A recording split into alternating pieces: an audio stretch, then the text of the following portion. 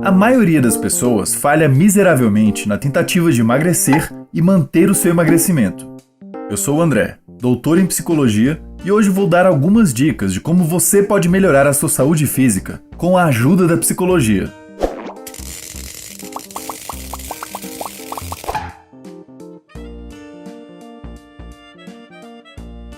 A obesidade tem se tornado cada vez mais comum em diferentes lugares ao redor do mundo por dois principais motivos: maior ingestão de calorias e sedentarismo. Existem muitos outros fatores envolvidos na obesidade e podemos falar melhor disso em outro vídeo. Comenta aqui embaixo se quiser que a gente fale disso e aproveita para se inscrever aqui no canal também. Pessoas obesas possuem maior risco de desenvolver diferentes doenças, tais como doenças cardiovasculares, que podem predispô-las a incapacitações graves e mortes prematuras. Por isso, identificar tratamentos efetivos pode salvar muitas vidas.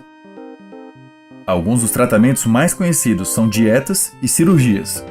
Ambos tendem a facilitar a perda de peso a curto prazo para algumas pessoas, mas vários estudos já evidenciaram que a perda de peso a longo prazo é difícil para a maioria das pessoas. Quanto às dietas, cerca de 2/3 das pessoas tendem a ter um peso maior depois da dieta do que o que tinham antes dela, e quanto mais restritiva a dieta, mais rapidamente o peso tende a ser recuperado. Nos tratamentos baseados em medicamentos ou cirurgias, a volta do peso anterior tende a ser mais devagar.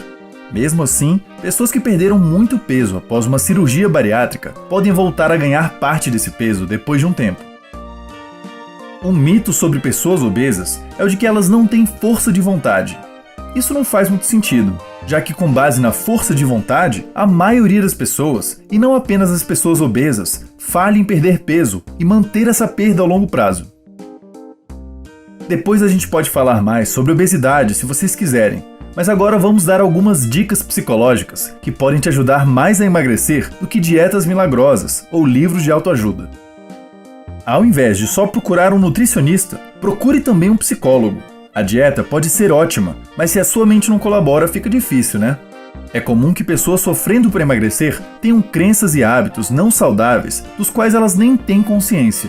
Por exemplo, muita gente acredita que precisa sempre comer tudo que está no prato ou que precisa de uma sobremesa depois de uma refeição.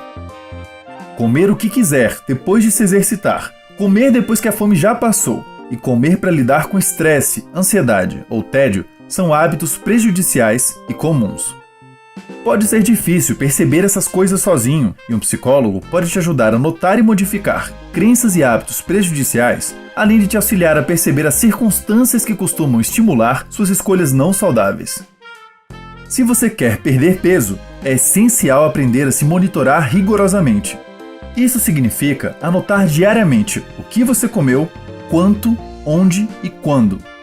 Anote também os pensamentos, sentimentos e ações que você estava realizando antes de começar a comer. Fazendo isso, você vai aprender mais sobre como funcionam os seus comportamentos alimentares e que partes você poderia mudar.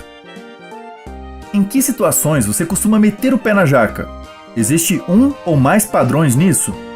Junto com o seu psicólogo ou sozinho, tente perceber que relações o seu cérebro criou com as comidas. Lembra quando a gente falou de hábitos? Pois é, talvez o seu cérebro já tenha relacionado o comportamento de comer com certas emoções ou atividades cotidianas. Por exemplo, quase ninguém tem esse hábito.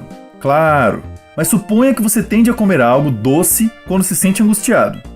Se essas duas coisas estão bem associadas na sua mente, sentir angústia vai te motivar a buscar doces. A angústia pode disparar a sua busca por doces de forma praticamente automática. Assim, muita gente nem tem noção do hábito que desenvolveu ao longo dos anos e tende a continuar sendo um escravo desse hábito por muito tempo.